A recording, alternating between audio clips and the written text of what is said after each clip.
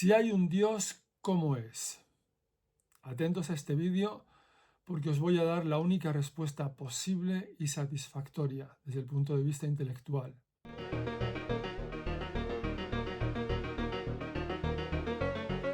Hola a todos y bienvenidos a mi canal Criterio Ético. Soy Juan, fui profesor de ética aplicada en la Universidad del Estado de California durante 20 años y ahora que vivo en España me gustaría compartir con quienes estéis interesados una serie de conocimientos y de planteamientos que creo que os pueden resultar de gran interés. Este vídeo es parte de una miniserie sobre la existencia de Dios. Ya en el primero de los vídeos de esta miniserie expliqué por qué este tema es tan importante en el campo de la ética y lo ha sido en toda la tradición filosófica de Occidente. En ese primer vídeo trataba del argumento cosmológico, el primer argumento teórico que los filósofos han propuesto a lo largo del tiempo, de los siglos, para demostrar la existencia de Dios. Básicamente trata de los orígenes del universo. El argumento cosmológico simplemente dice que el universo ha tenido un principio y por tanto, si el universo es todo lo que existe y hubo un momento en que no existió, porque tuvo un principio, ello implica que tiene que haber habido una fuerza superior, fuerza física, fuerza intelectual, una fuerza superior capaz de dar lugar a todo lo que existe. Esto es muy importante porque hasta el siglo XIX había pensadores que creían que el universo era eterno, que no había tenido principio y no tendría fin. Eso lo pensaba Aristóteles, por ejemplo, también. Y fue únicamente la teoría del Big Bang la que puso punto final a esa teoría, a esa idea. Hablé en ese vídeo también de Alfred Hoyle, un matemático, evolucionista, radicalmente y militantemente ateo, británico, que inicialmente se burló de la teoría del Big Bang, entre otras cosas porque esa teoría la proponía un físico, prestigioso físico, que además coincidía que era sacerdote católico. Y claro, a Alfred Hoyle esa coincidencia le parecía sospechosa. Precisamente que un cura proponga esa teoría. ¿Qué problema había con esa teoría? Pues el problema era que si decimos que no hay nada y de pronto de la nada surge el universo, es que esa teoría prácticamente implica la necesidad de la existencia de lo que llamamos Dios. Ese era el problema que tenía Alfred Hoyle. Claro, cuando el Big Bang se vio corroborado por otros científicos, entre ellos Albert Einstein, Alfred Hoyle tuvo que tragarse sus palabras. Y dije más cosas sobre Alfred Hoyle, pero no voy a repetir todo aquí, porque no es el tema de este vídeo. Entonces, el primer atributo de Dios, si es que existe, si es que hay un Dios, aquí uso la palabra existencia en su sentido coloquial. Sobre esto hablé también en el primer vídeo. Aquí lo tratamos queriendo decir como si hay Dios o no hay Dios. El primer atributo es que es sobrenatural, es decir, que está por encima del universo, de la naturaleza. En la palabra naturaleza incluyo todo, los planetas, las estrellas, el universo entero, porque si no, no podría haber creado el universo. Es decir, para que exista un ordenador, tiene que haber un creador de ese ordenador, un ingeniero que lo cree. Si no, ese ordenador no se puede crear a sí mismo. Y ese ingeniero está, por supuesto, por encima del ordenador. Ese ingeniero ha ideado el ordenador, ha ideado el hardware, ha ideado el software, ha ideado los programas, ha ideado el teclado, la pantalla, cómo hacerlo. Evidentemente, tiene que ser así. Por tanto, tiene que estar por encima del ordenador. Por tanto, Dios, si es que existe, tiene que estar por encima de lo natural, por encima de la naturaleza. Esto significa que no puede estar condicionado a las reglas de la naturaleza. El que inventa el ordenador no está condicionado a que le enciendan dando un botón. No, él ha creado ese dispositivo para los ordenadores, pero él no necesita pantalla, ni necesita pilas, ni necesita que se recargue con... No, él no está condicionado de esa manera. Por tanto, ese ser sobrenatural que ha creado, supongamos, el universo, supongamos, digo, porque no hay otra explicación racional, pues no está condicionado por esas leyes del universo que él ha creado. Una pregunta que se hace alguna gente es, vale, Dios creó el universo, de acuerdo, pero ¿y quién creó a Dios? Pues un Dios más grande. ¿Y quién creó a ese Dios más grande? Pues otro más poderoso. Y ahí acabamos con una cadena de dioses que no nos lleva a ninguna parte. Eso lo decía Bertrand Russell, un filósofo británico, también ateo, de mediados del siglo XX, muy famoso por algunos de sus escritos, muy ingenioso. Y él cuenta cómo a sus 18 años de edad, pensando en esta cuestión, leyó a otro autor británico, a John Stuart Mill, en su autobiografía, y se convenció de que la pregunta no tenía sentido. Dice, y en ese momento ya di por cerrado el tema. A sus 18 años de edad, ya no necesitó pensar más en la cuestión de Dios. Dio el asunto por cerrado. Mal filósofo. Poco pensamiento le dedicó. Este pasaje de Bertrand Russell lo encontráis en un famoso ensayo suyo que se titula ¿Por qué no soy cristiano? ¿Por qué digo que es mala filosofía la de Bertrand Russell? A sus 18 añitos ya dar por sentado el tema porque no encuentra respuesta a esta pregunta de quién creó a Dios y había que meternos en una cadena interminable de dioses y dice mejor quedarnos solo con la naturaleza. Por una razón muy simple. Porque tener una edad, tener un principio y un fin, es una condición natural, es una condición de la naturaleza. Es como pesar o medir algo, todo lo que existe en el universo, todo tiene una edad, tiene un peso. Se puede pesar, medir y se puede saber su edad. Pero eso son condiciones de la naturaleza. Cuando decimos que Dios es un ser que está por encima de la naturaleza, que es sobrenatural, evidentemente quiere decir que no está sujeto a esas condiciones, una de las cuales es tener una edad, haber tenido un principio y tener un fin, como todo lo que existe en el universo. No sabemos cómo será la realidad sobrenatural. No tenemos acceso a ello. Pero sabemos que si hay un ser que es sobrenatural, no puede estar condicionado por las leyes que él ha puesto en la naturaleza, que implican, entre otras cosas, tener una edad, tener un principio y tener un fin. Por tanto, de ese ser no se puede decir que haya tenido un principio, como tampoco podemos decir que vaya a tener un fin, porque esas son cosas que pasan dentro de ese mecanismo que él ha inventado, que es el universo. Esto es importante entenderlo. Antes de seguir con el contenido del vídeo, quiero recomendarte una herramienta que te puede resultar muy útil si estás en proceso de decidir qué carrera quieres estudiar, qué estudios quieres llevar a cabo, tú o cualquier amigo que conozcas. Se trata de la web orientadoreducativo.es. Es una web diseñada para ayudarte a encontrar la carrera que mejor se adapta a ti. Puedes además realizar su test inteligente y descubrir qué opciones encajan con tus intereses y habilidades. Además encontrarás información detallada sobre grados, salidas profesionales y mucho más. No dejes tu futuro al azar. Visítala hoy mismo, orientadoreducativo.es, y da el primer paso hacia tu mejor decisión. Apúntate a la newsletter para obtener el código de descuento. Te dejo el enlace en la descripción. Y ahora sí, seguimos con el vídeo. También decimos que Dios tiene sabiduría infinita. Bien, eso no supone mayor problema. Si ha logrado inventar este universo, todas las leyes de la física por las que se rige, verdaderamente su sabiduría tiene que ser infinita.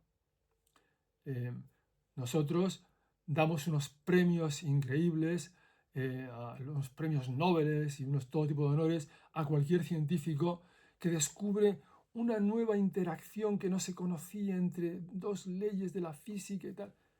Pues imaginemos entonces cómo será la mente del que ha ingeniado todo eso, que ha inventado todo eso, que nosotros apenas estamos descubriendo, porque en el universo hay materia negra y todo un montón de cosas, no sabemos nada, no sabemos nada. Esa sabiduría infinita va a la par con su omnipotencia. Y además podemos compararla con el poder del ser humano para entender también ese concepto de sabiduría infinita. ¿Cuál es la mayor hazaña que hemos hecho los seres humanos? ¿Llegar a la luna? Posiblemente. Un viaje de ida y vuelta. Y ya está. Esa es la mayor hazaña que ha conseguido el ser humano. Comparemos esa hazaña, ese poder del ser humano, con el poder para crear la luna. Y no solo la luna, la Tierra y los demás planetas del sistema solar. Y el Sol. Y las galaxias, con sus miles de millones de estrellas. ¿Cuántas? Se dice que en torno a 400.000 millones de estrellas en cada galaxia. ¿Cuántas galaxias hay en el universo? Se habla de 400.000 millones de galaxias. Y cada estrella de esos miles de millones con sus planetas. ¿Qué poder físico hace falta tener para crear eso?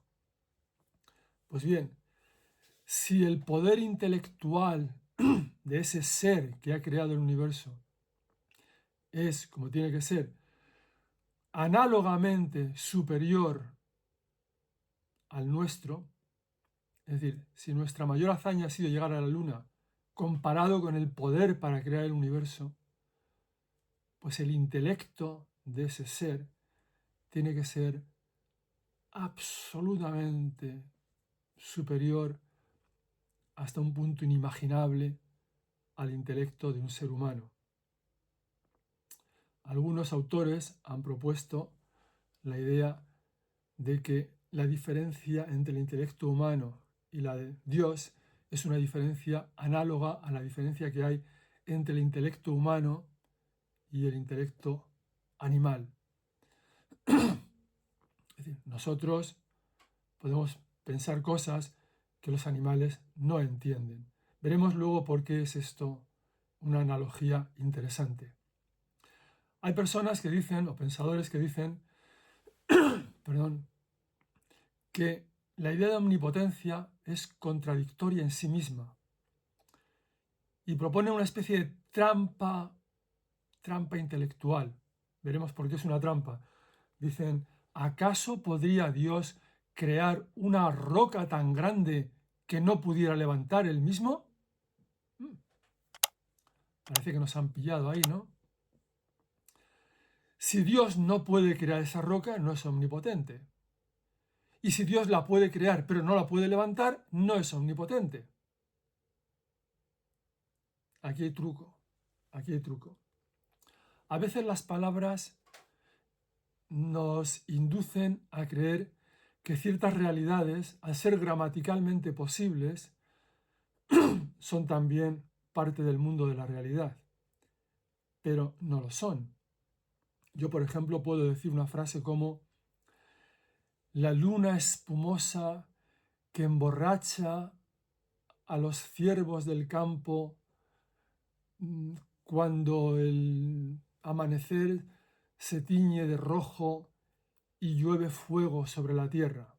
Bueno, todo esto se entiende, lo que digo se entiende, pero eso no se corresponde con ninguna realidad. No hay ninguna luna espumosa, ni llueve fuego sobre la tierra, y puedo inventarme otras más cosas de ese estilo, que tienen sentido gramaticalmente, que producen imágenes en nuestro intelecto, pero que no son parte de la realidad. Entonces nosotros podemos proponer cosas como la de la roca y todo eso, que Dios no puede levantar, pero puede resultar que todo eso solo sea una secuencia de palabras, porque hay una serie de cosas que son posibles y todas las cosas que son posibles las puede hacer Dios. Y lo que Dios no puede hacer, lo que no entra en el catálogo de las cosas posibles, es que son solo secuencias de palabras que no tienen un referente en la realidad, que no es que Dios no pueda hacerlas. Eso es como estar hablando de la luna gaseosa. Por ejemplo, si yo digo, ¿cómo querría no haber nacido? ¿Puede Dios satisfacer ese deseo? Pues la respuesta obvia es no, porque he nacido. Dios podrá eliminarme, borrar mi recuerdo del universo, de que he existido, todo. Pero he nacido y Dios no puede hacer que no haya nacido. Lo que pasa es cuando yo digo, ¿cómo querría no haber nacido? O querría no haber nacido. No estoy expresando una realidad, algo que pertenezca al mundo de la realidad, sino tan solo una secuencia de palabras que no tiene referente alguno en la realidad. Entonces no es que Dios no sea todopoderoso porque no pueda satisfacer ese deseo. Es que esa secuencia de palabras, que puede tener su lógica y su estructura gramatical, no tiene referente en la realidad. No entra en el catálogo de las cosas que son posibles. Yo no puedo destruir la luna. Yo no puedo mover los astros de uno para otro. Pero Dios sí puede hacer cosas que entran en el catálogo de las cosas posibles. Lo otro no es que Dios no pueda hacerlo, es que no entra en el catálogo de las cosas posibles. Es que son solo secuencias de palabras que generan imágenes en nuestra mente, pero que no entran dentro de lo posible. Espero que se entienda este concepto porque es importante. Hay un par de libros que os quiero recomendar, perdón, que tratan de esta cuestión de la existencia de Dios. Uno desde el punto de vista más científico, muy interesante, se titula Buscando a Dios en el universo, de Ramón Tamames, Ramón Tamames, el político. Muy interesante. Él me invitó a hacer la presentación de este libro en el Ateneo de Madrid cuando salió hace pocos años.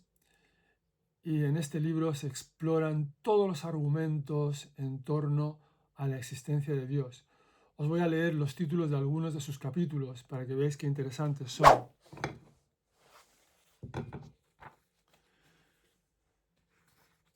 Dice, un capítulo, por ejemplo, es la dificultad de atribuir el Big Bang al azar. ¿Qué pasó antes del Big Bang y en qué concluirá? Es otro capítulo. La organización del mundo físico y sus leyes. ¿Pudo producirse tan asombrosa legislación de modo espontáneo, accidental o por azar? ¿Existe vida inteligente en otras partes del universo? ¿Es posible explicar en su totalidad la extraordinaria complejidad de la evolución biológica mediante la teoría darwiniana de la evolución? Otro capítulo se titula ¿Existe un principio antrópico que ha hecho posible la vida y la evolución sobre el planeta Tierra? Y finalmente otro, el conflicto entre ciencia y religión. Ese es uno de los libros que os recomiendo. El otro es un libro mío que se titula Dios y el más allá en el pensamiento contemporáneo. Y ahí vais a encontrar de modo mucho más detallado, perdón, vais a encontrar ahí de modo mucho más detallado los temas que estoy tratando en estos vídeos. ¿Cuál es el principal problema a la hora de hablar de Dios? De creer en Dios. El principal problema es el problema del mal, el problema del sufrimiento. Esto es lo que ha llevado a muchas personas, a muchos intelectuales, a decir que a pesar del argumento cosmológico, a pesar de todo lo que vemos que puede inducirnos a creer que existe Dios, que hay un ser sobrenatural, superior, todopoderoso, a pesar de todo, no creen. No es posible que si ese Dios existe y es bueno, como dice el cristianismo, pueda permitir que haya tanto mal en el mundo. Aún así, ha habido intelectuales que han dado el paso a la creencia. Como recordaba en otro vídeo, Alfred Einstein hablaba de la mente de Dios y no era algo metafórico, decía la mente de Dios. Él no podía creer en un Dios personal, tan definidamente personal como el del cristianismo o el del judaísmo. pero aún así veía las leyes de la física, su complejidad. Esto no puede haber sido producido por la lava, por la roca muerta. Esto tiene que estar legislado desde arriba de alguna manera. Esto no puede surgir de la mera materia. Y eso lo llamaba él la mente de Dios. Hay un intelectual británico, Anthony Flew, que se convirtió realmente en exponente principal del ateísmo militante en la segunda mitad, en la parte final del siglo XX, con sus escritos, que para sorpresa de todos, precisamente por la perplejidad que le causaban las leyes de la física, que había estudiado él pormenorizadamente, en 2004 en Nueva York, en un congreso, anunció que creía en la existencia de Dios, porque si no era imposible explicar de todo punto de vista las leyes de la física en el universo. Anthony Flew, There is a God, es el título de su libro, en que se pasa al bando contrario, digamos, al bando de los creyentes. Pero volviendo a quienes no creen debido al problema del mal en el mundo, os voy a citar a dos autores.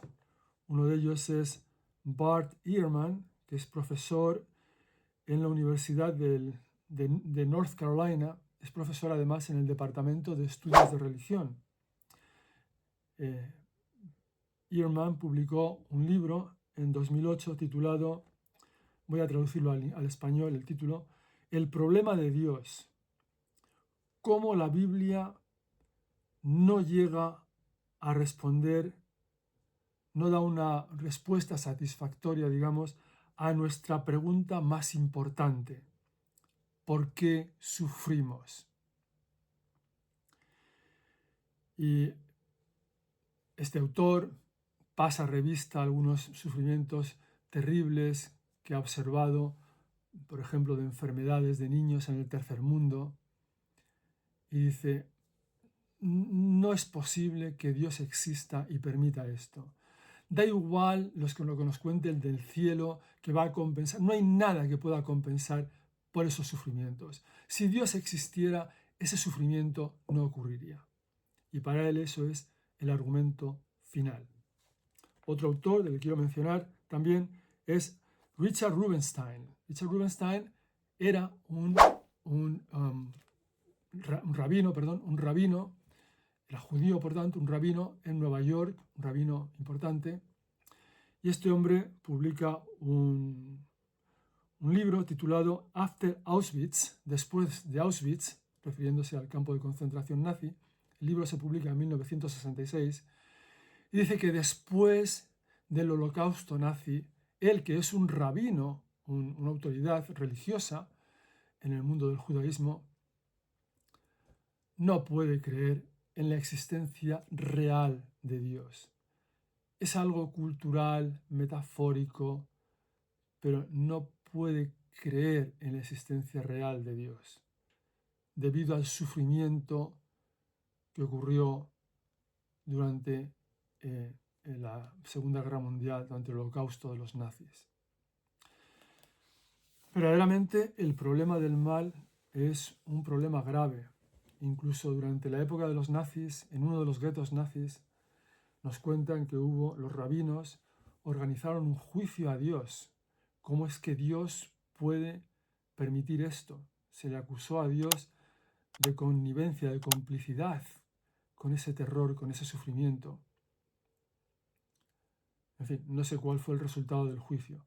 Pero el problema del mal, no el que los argumentos no sean convincentes, el argumento cosmológico, el ontológico o los milagros, sino que a pesar de esos argumentos, la existencia tan absolutamente absurda, incomprensible del sufrimiento tan tremendo que observamos a nuestro alrededor, es lo que lleva fundamentalmente, más que otra cosa, al ateísmo. ¿Hay alguna respuesta posible a ese argumento, a ese problema del mal? la respuesta del pecado original, que fue por el pecado original por la que entró el sufrimiento y la muerte en el mundo, es una respuesta demasiado teológica, no es muy convincente. ¿Qué respuesta hay, por tanto? ¿Existe alguna respuesta posible?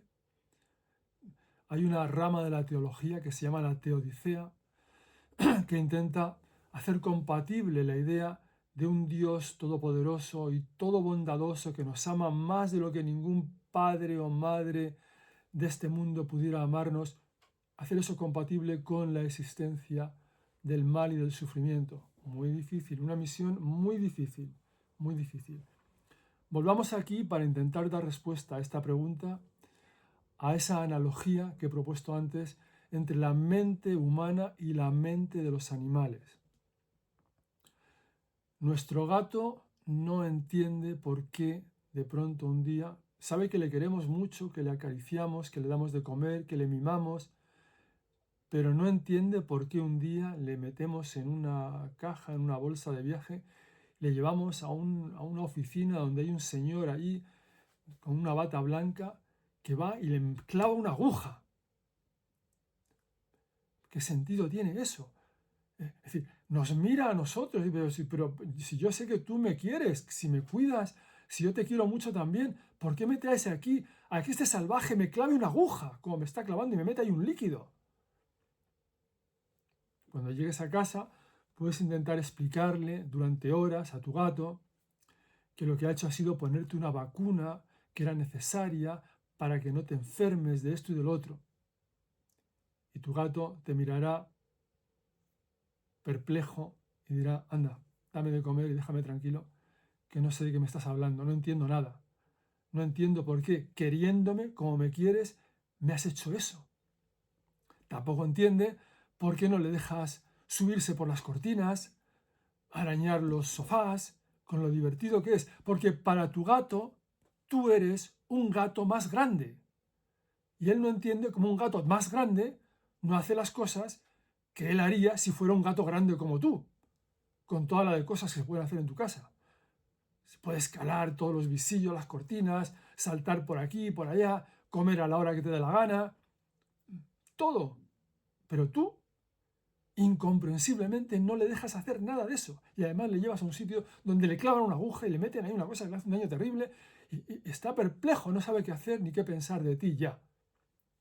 A lo mejor resulta que es que no eres un gato, como él pensaba, como él creía. Bueno, pues si la distancia entre la mente divina y la mente del ser humano es la misma, es una distancia de grado, de nivel, entonces no hay manera de que podamos llegar a entender, a comprender la razón por la que Dios permite el mal, el sufrimiento en el mundo.